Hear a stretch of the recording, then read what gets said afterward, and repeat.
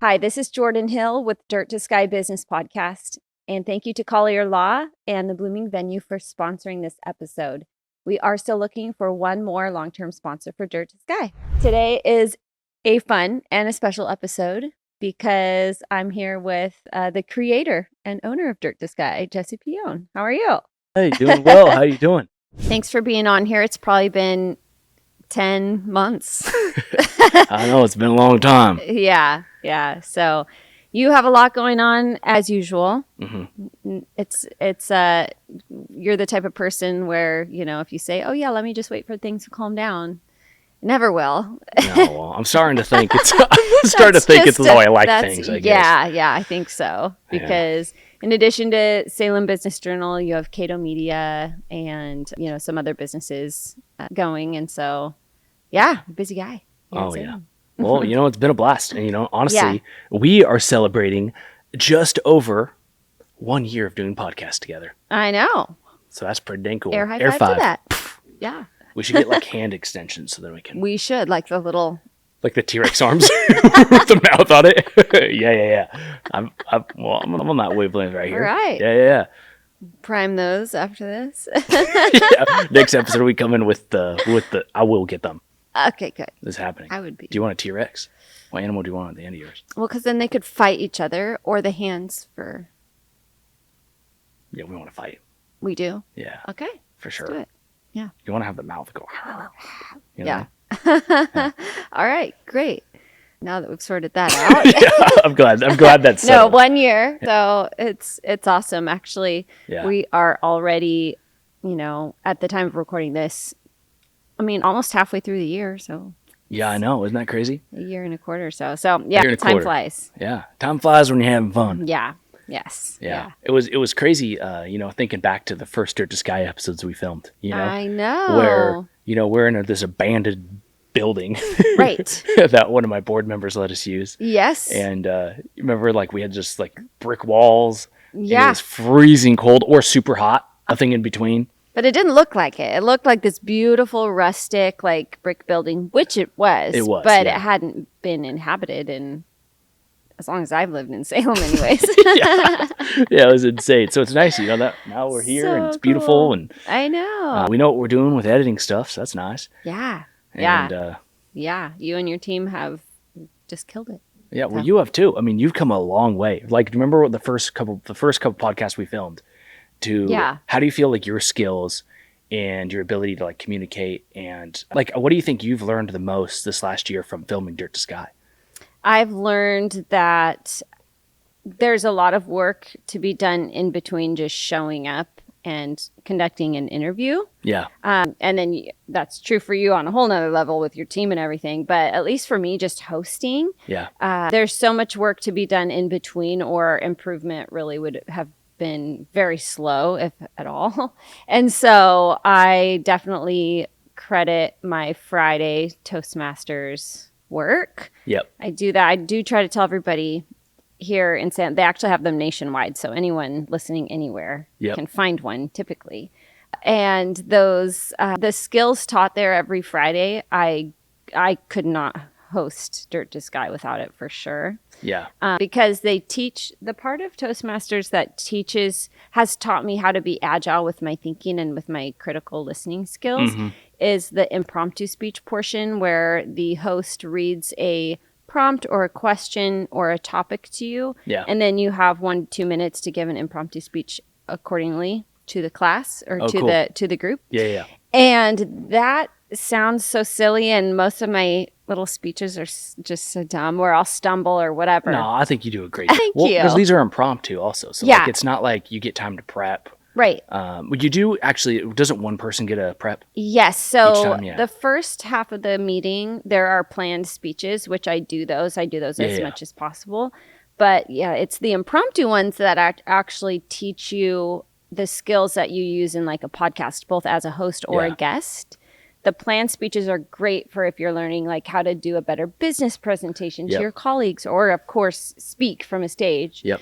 But the table topic section is good for this because you might say something about a dinosaur head that was not in my questions, and that would have derailed me before. Like, oh my gosh, I can't remember anything I was going to say. But because of my practice every Friday, now I know I can joke for a little while. And then I already have some kind of like pre-planned ways to get us back on track. Yeah. And then eventually go back on track. So are we not going to tell people that we planned the dinosaur conversation, or? That, you just ruined everything. Ruined it. The gig is up. Yeah, we definitely planned that. Yeah. Some of the local papers are going to have a heyday. These guys are frauds. Yeah. That's probably the tone they're going to use too. They're probably going to use my own voice. They're going to steal my voice from this podcast and put it on there. Yeah. They'll use AI. But those Toastmasters is fun. I remember I won an award. You did win an award. Yeah. Yeah. It's really good. So, So I think that was something that I've learned, is not just to show up and do it even when it's difficult. Like, put in work when nobody's looking, because that's how improvement is sped up, So, yeah. Yeah. Well, yeah, that's been a ton of fun. Well, and then on my side, right? Because I host the SBJ one, but eventually my plan is to replace myself on that. I got to do it right and do it this way until, right, I find someone ready to take it on. But what I found really fun, and what I've learned, I think one of the biggest things is the science behind, editing a podcast and how to make it effective. There's a lot of logistics that go into this, little tiny details that you wouldn't think about. Yeah. And with the editing process, and then how do you take these edits, and then how do I make short clips from this hour-long podcast that are edible, digestible, and usable and useful for somebody. Right. And then how do I get those clips to also make them want to go watch the full podcast? So it's kind of like it's a tough, it's kind of a tough gig. And so that process alone has been super fun. Mm-hmm. Yeah. If you were and you are one, but if you were a Dirt to Sky guest, I would ask you, like, how do you figure out which clips those are? Do you want to ask me? Mr. Peone, how do you figure out? We can't interview each other. Okay. Okay, well, I'm ready. Are you going to ask me a question? Yeah, I got to remember it. You were going to ask about the clips. I need the little dinosaur to ask the questions. Don't. We will do it. Okay. All right. So how have you taught your team how to find out which clips those are that will hook people? For sure. Well, the first thing was me learning how to do it myself. Mm-hmm. Okay. And because at first, when we first started, I would just give it to my editing team, and I'd say, hey, as I make X amount of clips from this, and this is what I need. Mm-hmm. And they would do it, and they would do a pretty good job. But we were throwing spaghetti at the wall. It was random. It was like when you use those AI clip generators, right? It's just you're throwing spaghetti at a wall. Sometimes it sticks, sometimes it doesn't. And what's interesting though is the clips that use from either the AI generated stuff or from having like people who don't know the context of stuff go in there and do it. Is there's like 80% of it can get done well that way, either of those paths, right? But that extra 20% is what really makes the difference between a good clip and a bad clip. Oh, okay. Yeah, and so it's kind of like when you charge your phone or you charge your car. 80% of the charging can get done. Let's just say it takes an hour total, right? To do that. 80% of your car can get charged in half that time. So that X 30 minutes, quote unquote. It's not really 30 minutes, but it's, yeah. And then same with your phone, right? Your phone, 80% of your phone can get charged in X amount of time. But then it takes that same amount of time to do that last 20%. And so well, the reason for cars is this. The way that batteries work is it's kind of like a parking lot. Elon Musk described it this way, and I think it's the best way to describe it. Okay. When you're charging something, all these little I don't know what they're called. Let's just say electron. I know it's not an electron, but we're just going to call it that. It might be photons. Yeah. There's a sciencey word for it. But these little energy balls go into these parking spots. Like, let's just say we're at Target. Yep. There's a parking spot. You go in there to park your car. If it's up to 80% full, it's pretty easy to find a spot, right? You can kind of see them. But once you get to that last 20%, you kind of got to shop. You kind of got to drive around to find a spot to park. Takes a little longer. Yeah, and the closer you get to the 100%, the harder it is to find a parking spot. So that's kind of how those work. Yeah. Yeah. And so it's the same thing goes with, video editing or actually drafting a speech is the same way, right? In the sense that like get a speech. You can just throw it into AI, speech. Right. But to really make it good and really make it personal, really make it adjusted to you and how you speak and how you deliver it, that extra 20% takes just as much time as the 80%. Yeah. And so taking that extra 20% time we found is 100% worth it because people get more context and we get more long-term followers out of that. Right. And people listening in than we would if we're just throwing spaghetti at the wall. Yeah. But it is a lot of work. Yeah. Yeah. No kidding. Yeah. What is something, last question with you as a guest. You're a guest the whole time, but I know we weren't here just to like talk about, but I actually am curious about this. What is something that if you were to build your team again, what's something that you wish you would have done at the beginning that you've learned now? Oh gosh. I mean, yeah, you've heard a lot of these conversations because, they're always so good though. Well, because I've been trying to figuring it out as I go. Yeah. But I think the number one thing for any business is finding good quality employees. That's the hardest thing to do. Like finding someone that you can pay on a per job or per hour basis, however you structure your company or business, and finding someone who can deliver it in like has the desire. They have to have the desire to do well and take pride in their work. Right. And that's something that's really hard to find, especially in today's world. Today's world is kind of a world of half-assery, where everyone thinks that, it's okay. Right. And when it comes to doing something really well, it's not okay. And it takes, that extra 20%, to really take that over the edge and do things well. And so that was kind of the hardest thing is like I would find people who are personable and fun and kind and nice and we love them. Yes. But they didn't have the pride in the work or they didn't care as much about the work, about producing good quality stuff. Right. And so that was probably the biggest hurdle was how do I find people who take pride in their work and are able to do the little things. And so each one of these problems, I had to find a solution. So the solution to that was by changing the way I conduct interviews and interview questions. Yeah. And putting people in scenarios. And so like asking them about times when they've done things and typically, let me think of an example of one of the questions we ask.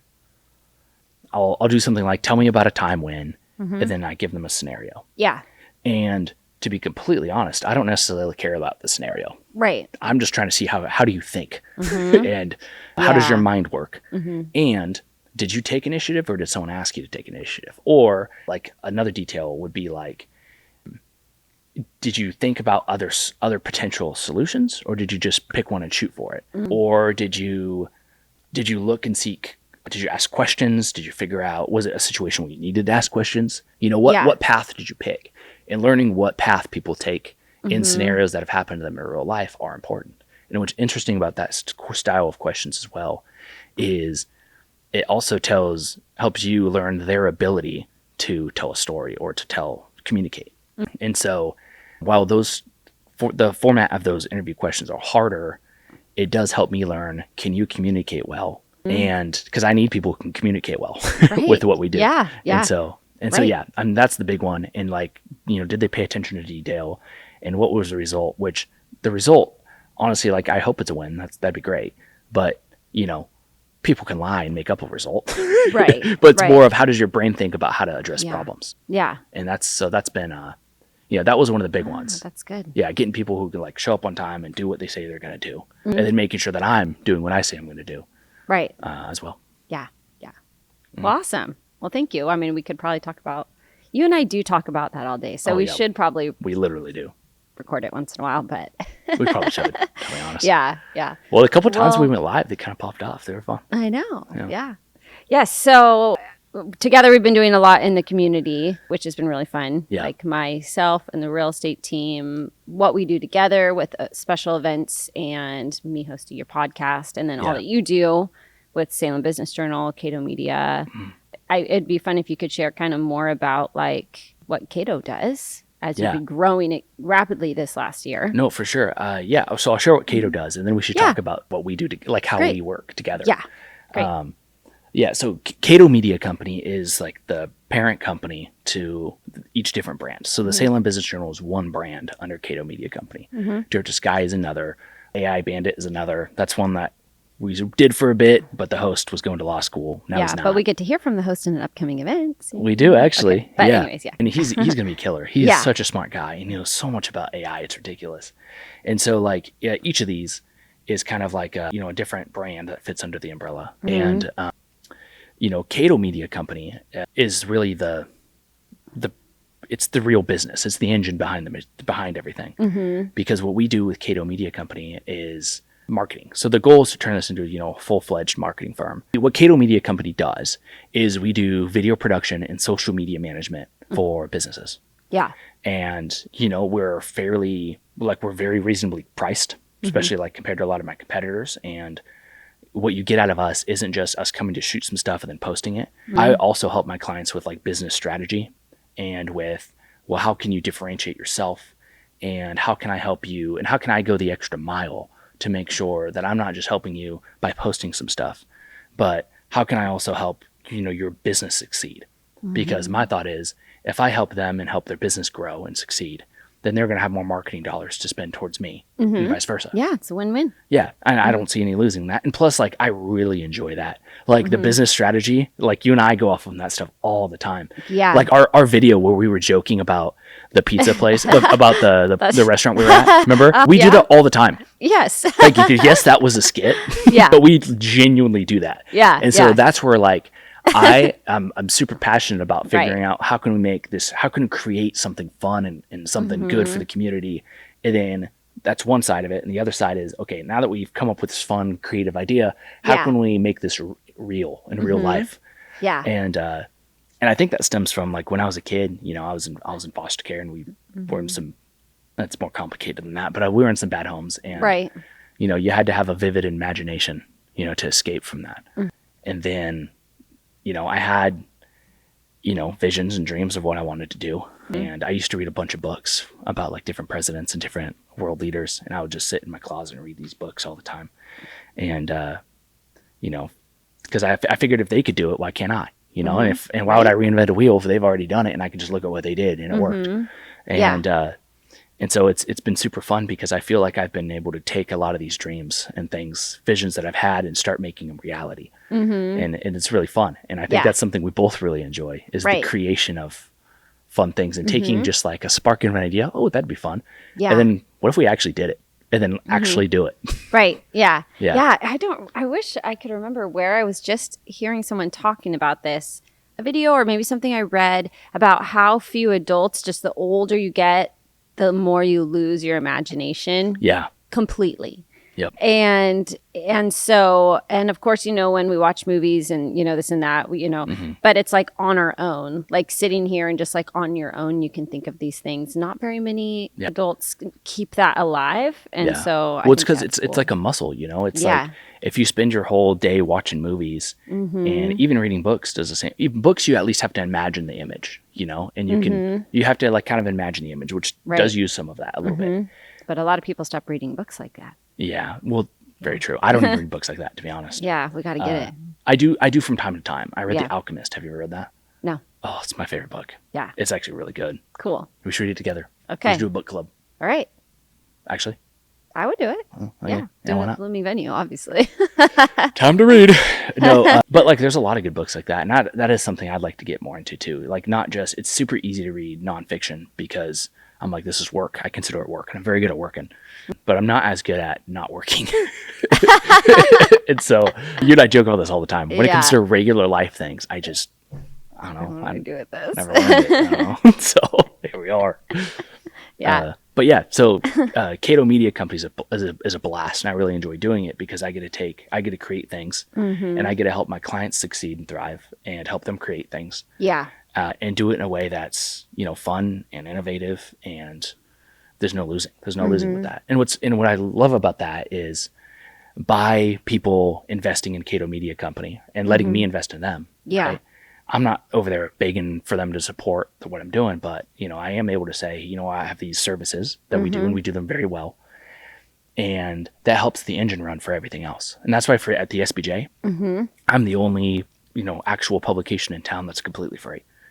I'm committed I'm absolutely committed to that. I've been told I'm crazy, but I'm absolutely 100% committed to that. Like, as I keep growing, I don't want to have subscribers. I want everyone to be able to read all the articles. Right. Now, down the road, we'll probably have premium content, for like, Dirt Sky offshoots and stuff. But like for the everyday news articles, like, I want the people need to be informed. If we're going to have informed voters, if we're going to have informed business people, if we're going to have young people, coming, growing up to make this town a better place, like, I don't want to gatekeep that. And so that's why, like, for me, I am committed to the cause of doing that.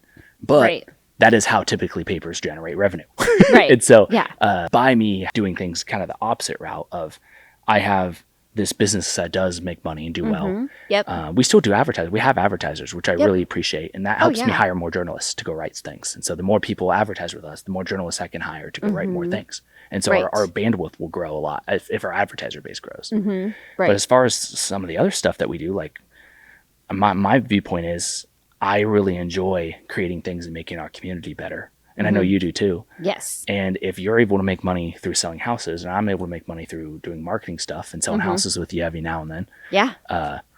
Plug, we both sell houses. If you ask us, we'll list it together. Exactly.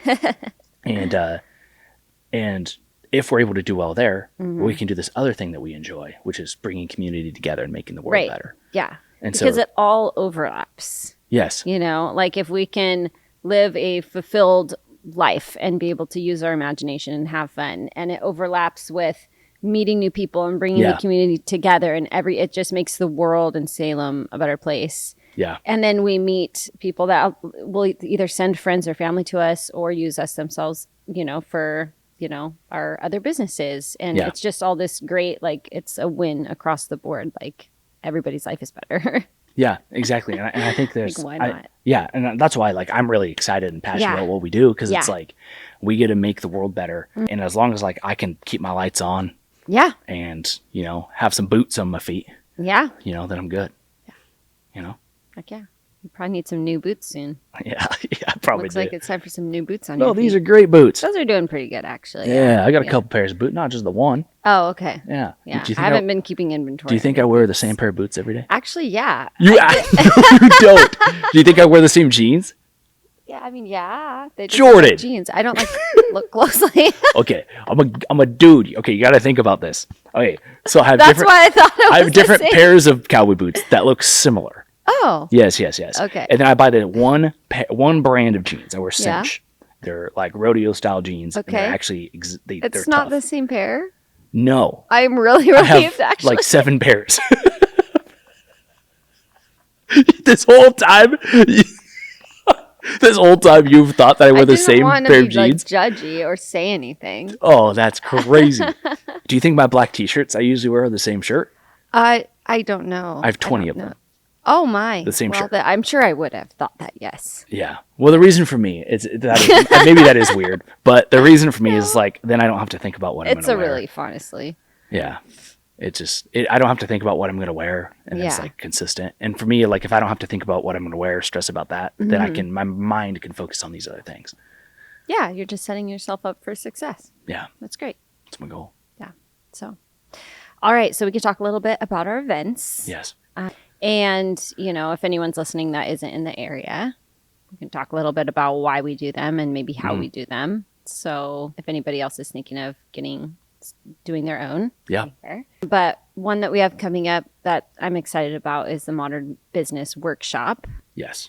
We thought about doing it quarterly, but when we explain what it is, it's obvious that it really is needed monthly. For sure. Like 12 a year is not even going to be enough. Well, yeah, you only get to cover 12 topics total. And so remember, we were trying to cram it into 4. Yeah. But, like, we can't have, like, our first one's going to be about AI, right? And so that all by itself it's a full, we could spend way more than the time we're spending on it. We have 3 topics within AI. There's probably 30,000. And so, yeah, I mean, there's so many different topics for us to pick from. Right. That it just made, the more we were looking over, remember, we're like. I know.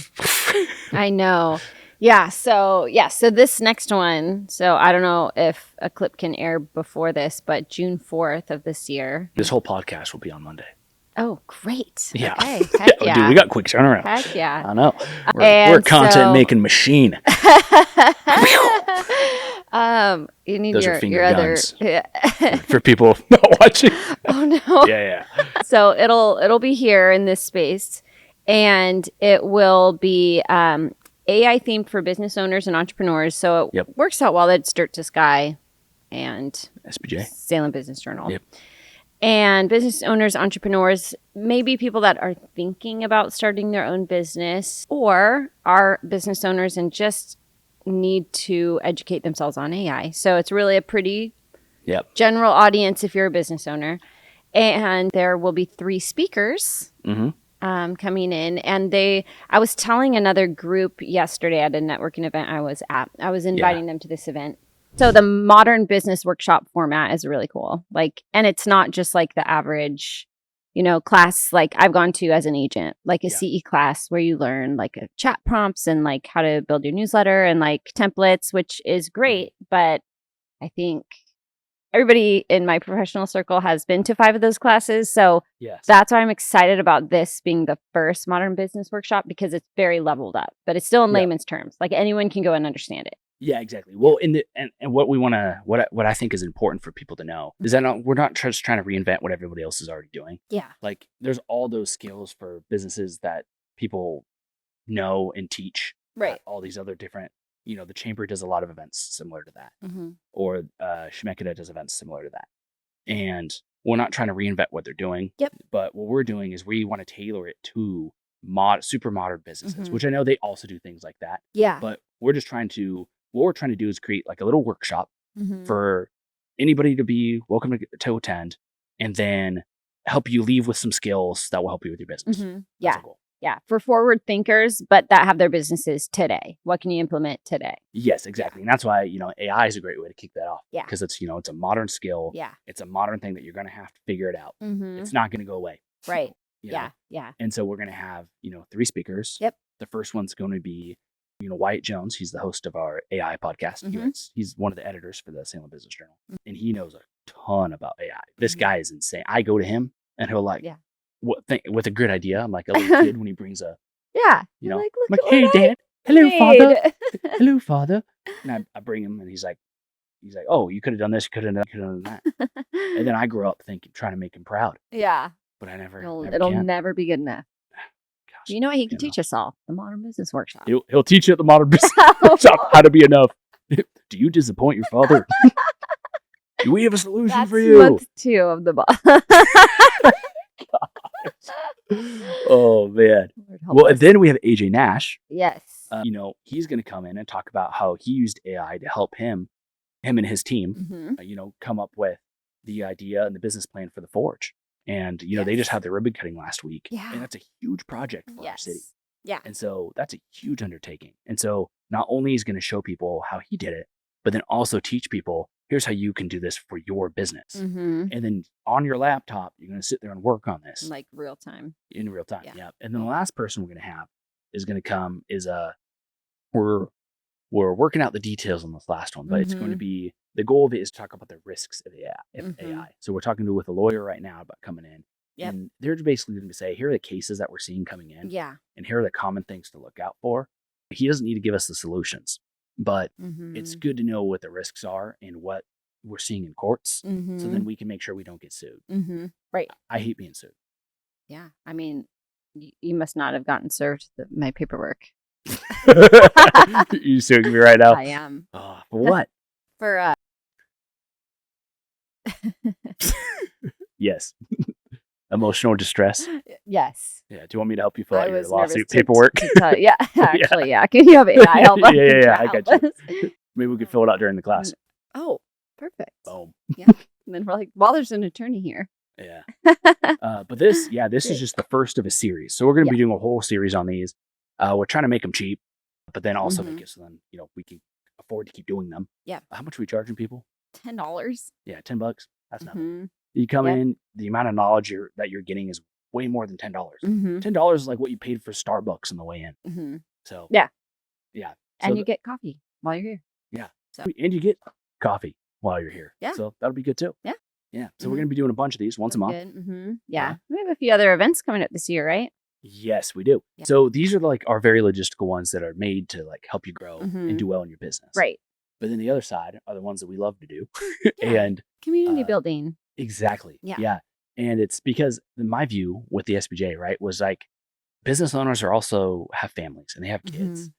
And also like we live here and we're young and like I want to have fun. Like I don't want to have to drive to Portland to take a date out. I'd rather take a date out here, you know? Right. And so we can either complain about it or do something about it. Or we could do something about it.